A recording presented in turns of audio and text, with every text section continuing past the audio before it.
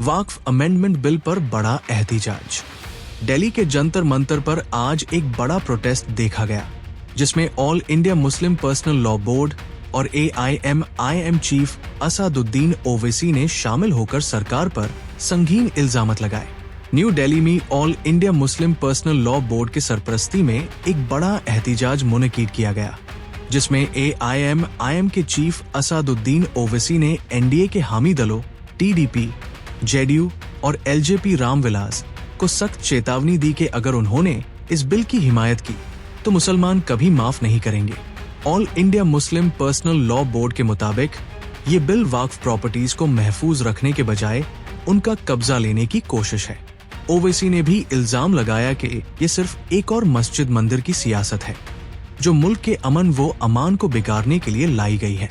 इस एहतिजाज में मुख्तलिफ सियासी जमातों के लीडर्स ने भी हिस्सा लिया, जिसमें कांग्रेस के सलमान खुर्शीद, समाजवादी पार्टी के अवधेश प्रसाद और जमाती इस्लामी हिंद के सदातुल्लाह हुसैनी शामिल हैं। शिया अलीम कल्बे जावद ने इस बिल को वक्फ प्रॉपर्टीज पर कब्जा करने की साजिश करार दिया। मजहब के मुतालिक जो कानूनी तहफुजात बाकी मजहबों को दिए गए हैं, वही हक मुसलमानों के वक्फ के लिए क्यों नहीं? ये वो सवाल है जो एहतिजाज में उठाया गया। और भी ऑपोजिशन पार्टी के लीडर्स ने इस प्रोटेस्ट का सपोर्ट किया। उनका क्या कहना था, जानिए गुलबर्गा हेडलाइन के साथ। कल कोई भी जाकर कह देगा कि मस्जिद नहीं है और कलेक्टर बोल देगा कि इंक्वायरी, और जब इंक्वायरी कलेक्टर ऑर्डर करेगा इस बिल के कानून के तहत, इस बिल के तहत, तो जब तक कलेक्टर की इंक्वायरी नहीं होती वक्फ की प्रॉपर्टी नहीं रहेगी। यही होगा ना। अगर आपकी मस्जिद है, कोई आके बोलेगा मस्जिद नहीं है, कलेक्टर को कंप्लेन दे दिया, कलेक्टर इंक्वायरी ऑर्डर करेगा, इंक्वायरी तक जब इंक्वायरी ऑर्डर करेगा तो वो मस्जिद ही नहीं रहेगी, वक्फ नहीं रहेगा। दिल्ली में 123 प्रॉपर्टीज हैं जिसको दिल्ली वक्फ बोर्ड कहता है हमारी है और गवर्नमेंट बोलती है हमारी है। पार्लियामेंट सामने की मस्जिद आप देखते हैं ना, वो सरकार कहती है हमारी प्रॉपर्टी है। कल कलेक्टर ऑर्डर करेगा और नोटिस लगा देगा गवर्नमेंट प्रॉपर्टी। वही तो कर रहे हैं। और हिंदू धर्म में, सिखों के धर्म में, जैन धर्म में, बौद्ध धर्म में उनके जो मजहबी बोर्ड्स हैं उसमें तो कोई उन्हीं का मजहब का नहीं बन सकता है। यहाँ पर आप कैसे बना रहे हैं फिर? और ज्यादा बना सकते हैं क्या? इससे वक्फ को बचाने का कोई ताल्लुक नहीं है। क्या इससे लगता है कि आपसी, जो आपने जैसा भी कहा, कि क्या फर्क पड़ेगा आपसी भाईचारगी पे, हिंदू पे मुसलमान? ये इंशाल्लाह नहीं पड़ना चाहिए, मगर सरकार वही चाहती है। ताकि देखिए आप अचानक संभल का उठा दिए, जबकि 1880 में वो मसला हल हो चुका है। आप कह रहे हैं कि ओरल गिफ्ट नहीं होगा, और फिर आप कानून ये कह रहा है कि अगर मैं वक्फ, ये बिल में कह रहे हैं कि आप ओरल गिफ्ट मस्जिद को नहीं कर सकते मगर ओरल गिफ्ट अपने औलाद कर सकते। ये कौन सा कानून है?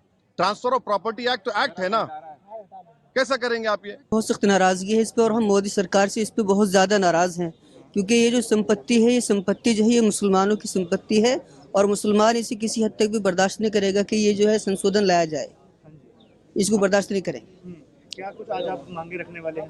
हम मांगे बस ये रखेंगे कि जो बिल लाया गया है इसको फौरन वापस किया जाए।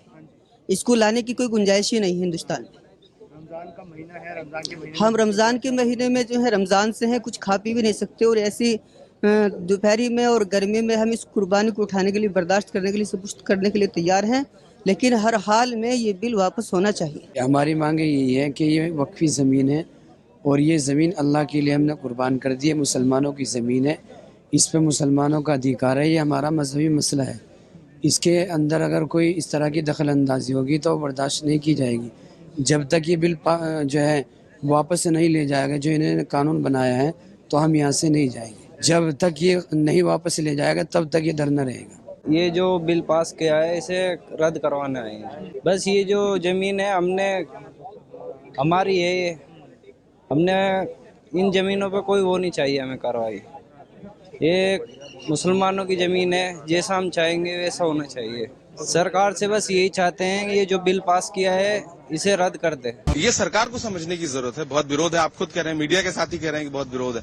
ऐसे में सरकार जो तानाशाही थोपने की कोशिश कर रही है उसके खिलाफ लोकतांत्रिक तरीके से अगर संस्थाएं विरोध कर रही हैं तो अच्छी बात है, विरोध करना चाहिए। क्योंकि सरकार क्यों तानाशाही थोपना चाहती है? वक्फ की जमीनें लूट करके अपने उद्योगपति दोस्तों को देना चाहते हैं क्या? ये सरकार असहमति की कौन सी आवाज को सुनती है? किस बिल पर इसने असहमति की आवाज को सुना है? इसी देश की पार्लियामेंट में 146 सांसदों को सस्पेंड करा करके 10 बिल पास कराए गए थे। ये असहमति की आवाज सुनने वाली बात हुई। जेपीसी का गठन क्यों किया आपने, जब जेपीसी के सदस्यों की राय को सुनना ही नहीं था। ये सरकार पूरी तरह से झूठ बोल रही है। सरकार पूरी तरह से तानाशाही पर उतारू है। बिल के विरोध में जंतर मंतर पर विरोध प्रदर्शन कर रहा है और इस आंदोलन को व्यापक बनाने की बात कर रहा है। कितना जायज इसको मानते हैं?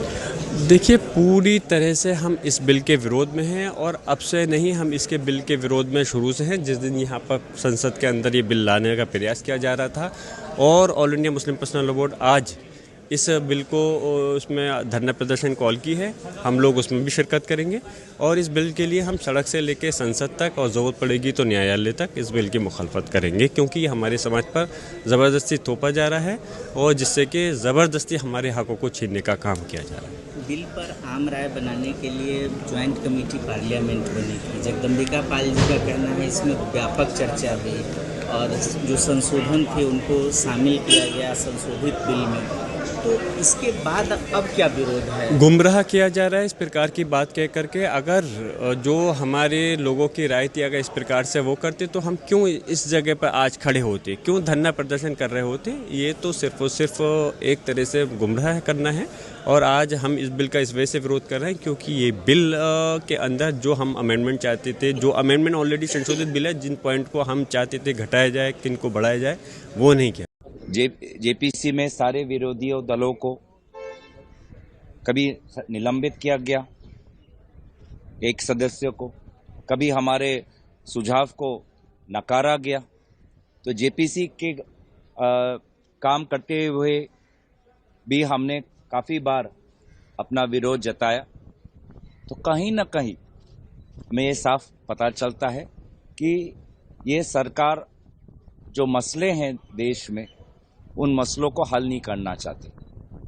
उनका मंशा सिर्फ समाज में द्वेष कैसा पैदा हो, वही उनकी मंशा है और हम चाहते हैं कि समाज में संविधान के अनुसार हमारा देश चलना चाहिए। देखिए, हमने पहले भी कहा कि जेपीसी के सदस्य हम भी हैं।